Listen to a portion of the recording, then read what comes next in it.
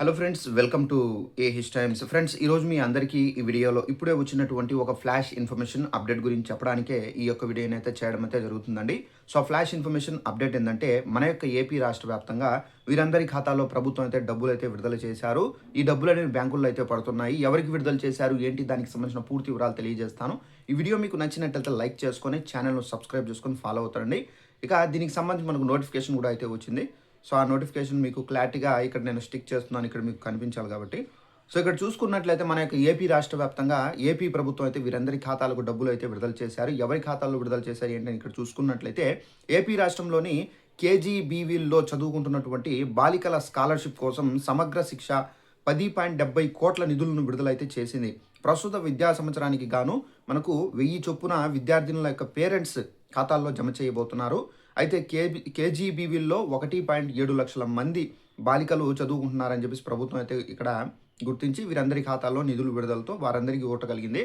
So friends, చూసారు కదా, మన యొక్క ఏపీ రాష్ట్ర వ్యాప్తంగా ఇక్కడ కేజీబీవీల్లో ఎవరైతే బాలికలు చదువుకుంటున్నారో, అంటే గర్ల్స్ చదువుకుంటున్నారో వారందరి ఖాతాల్లో ప్రభుత్వం అయితే ఈరోజు మనకు 10.70 కోట్ల రూపాయలు అయితే ప్రభుత్వం వారందరి ఖాతాలకు అయితే విడుదల చేశారు. ఆల్మోస్ట్ ఏంటంటే ఈ డబ్బులు అనేవి చాలా మందికి అయితే పడుతున్నాయి. అయితే ఎవరైతే కేజీబీవీల్లో ఎవరైతే విద్యార్థులు చదువుకుంటున్నారో వారు తప్పనిసరిగా తమ యొక్క బ్యాంక్ అకౌంట్లు అయితే చెక్ చేసుకోండి.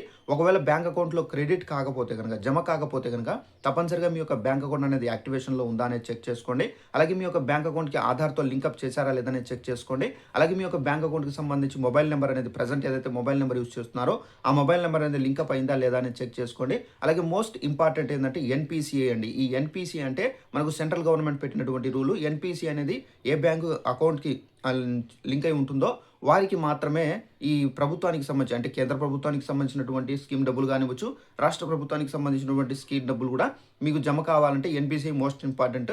సో ఎన్పిసిఐ అనేది ఇది కీలక పాత్ర పోషిస్తుంది. ఈ ఎన్పిసిఐ అనేది అయ్యిందా లేదనేది మీ యొక్క బ్యాంక్ అకౌంట్కి చెక్ చేసుకోండి. ఒకవేళ అయితేనే మీకు డబ్బులు పడతాయి. ఒకవేళ కాకపోతే కనుక మీరు ఈ బ్యాంకుకు వెళ్ళి ఎన్పిసిఐ చేసుకుంటే కనుక మీకు డబ్బులు అనేవి డైరెక్ట్గా పడిపోతాయండి. సో ఇదండి ఇన్ఫర్మేషన్. ఈ వీడియో నచ్చినట్లయితే లైక్ చేసుకొని ఛానల్ సబ్స్క్రైబ్ చేసుకోండి. Thanks for watching this video. All the best.